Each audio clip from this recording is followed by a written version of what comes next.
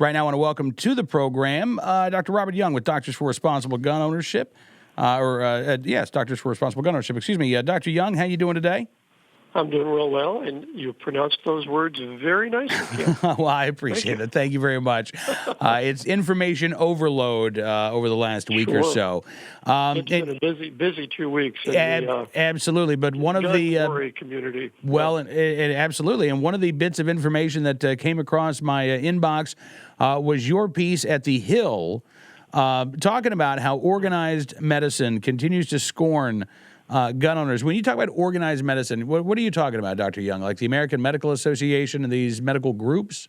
Yes. In this particular case, specifically the AMA, since they just finalized an increase in the sorts of recommendations they have to pursue to make it harder and harder to buy guns for legal purposes. But the fact is, it's many of our professional and specialty organizations in medicine, led by the American Academy of Pediatrics, but joined by all of the Family Practice Association, my own specialty, psychiatry.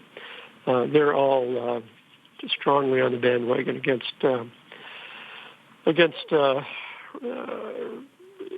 legal gun ownership and for controlling things more and more.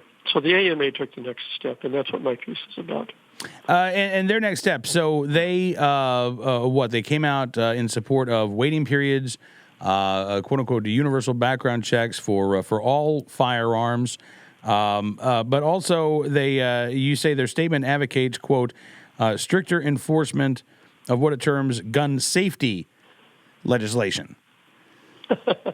Now let's just stop and laugh for a second. Yes. Yeah. Well, that's what they say, and that's what all the rest of them say. And as we well know, none of this stuff has anything to do with gun safety. Gun safety has to do with what happens when the gun is in your hand, or it's yours and not in your hand. But gun safety has nothing to do with background checks, other restrictions on availability, which type of gun you're using, and least of all the smart guns. So it's another myth that is out there for people who are scared of violence to consume with the imagination that our medical societies know how to keep them healthy, i.e. how to keep them protected from all the evil that legal gun ownership is supposed to do, which, of course, we know is not true either.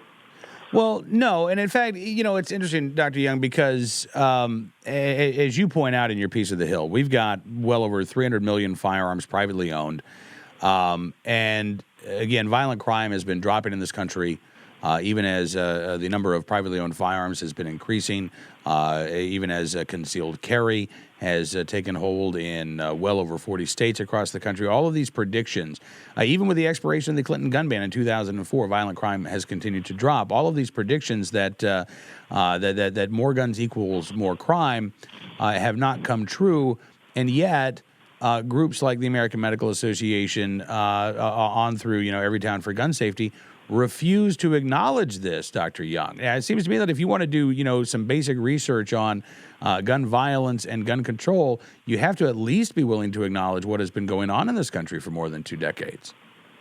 Well, you think so, and that, as I say, that is my greatest disappointment in my colleagues and my organizations, because we are physicians. We're trained as scientists. We're trained to look for and reason according to data. We're supposed to find the data. We're supposed to care about it.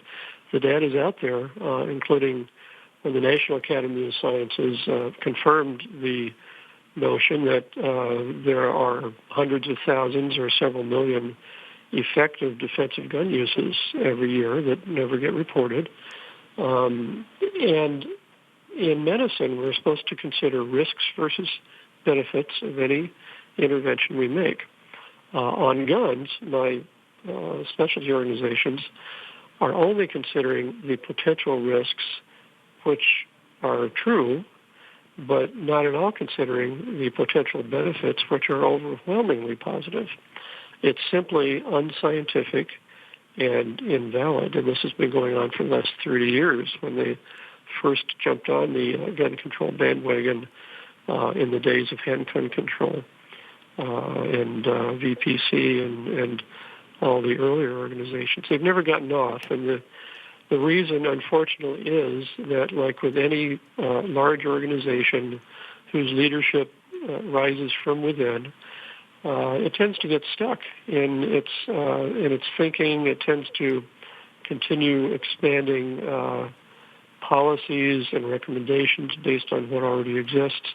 And this is just the next step for them. They thought that there should be background checks for all handgun transfers. Now they say it should be applied to all firearm transfers. So it's just an accretion of hypertrophied, non-creative thinking that has paid no attention at all to the data we truly have developed over the last 30 years.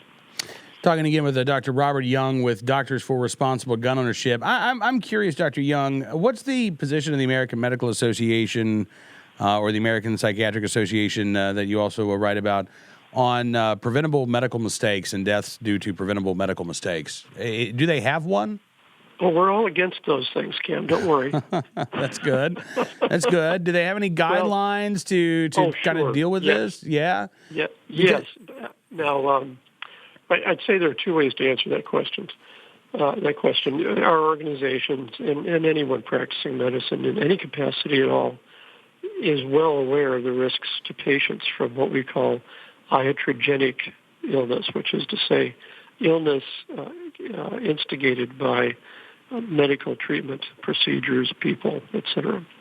And indeed, it's been documented. There are hundreds of thousands of deaths because of that every year, largely because of hospital-acquired infections, and far less often than you might think by procedures going wrong. So we all care about it. Studies are being done about it. You and I just glanced at this once last year when you mentioned it. Now, is it and there's a way to avoid these things that we all know about. Now, is it our organization's primary, greatest programmatic priority? You'd think it should be, because it's about us. It's about, very sadly, the harm we cause in our attempts to do good and to do no harm. It should be our priority, but it isn't, and it doesn't get nearly the attention inside or, I'm afraid, outside our organizations that it should. To that end, well, let me ask you about another issue as well, because, violent crime involving firearms has been declining, as I mentioned, Dr. Young. Opioid addictions, opioid overdoses, not just heroin, but prescription pills, those are going up, skyrocketing across the country. Yes. Has the AMA declared that to be a public health emergency? Is that getting as much attention inside these groups as, let's say, gun control? Well, that certainly hasn't appeared in the news yet. I don't know. I honestly don't know if it's received an official finding of a, quote, public health crisis by the AMA. It certainly is. In fact, Cam, I work in that field. Mm-hmm. And I'm losing about, here in Rochester, New York, I'm losing about one patient a month to accidental overdoses by generally combinations of opiates that they have no clue how powerful they are. It's very sad, and it is a public health crisis. It, again, is one that I think the general population isn't too likely to see in that way, because we all assume that, well, me and my family, we're not one of those people, those addicts. Although the truth is, anyone can end up there, and we treat all walks of life there. It's certainly serious, but no, it doesn't get nearly the attention as say a guy shooting 100 people who had been cleared by at least 4 levels and episodes of background checks, who had maintained employment as a security guard despite complaints about his attitude, and who was on none of the government lists that people are now so frantic to deprive of arms. Talking with Dr. Robert Young with Doctors for Responsible Gun Ownership. Dr. Young, unfortunately, we are almost out of time, but I want to thank you for joining us on the program. I want to thank you for writing your piece at the Hill and for all you do standing up for gun owners and the Second Amendment. Cam, it's always a pleasure. I hope to talk to you soon. Absolutely. Thank you, sir. Dr. Robert Young with us here on NRA News, Cam and Company.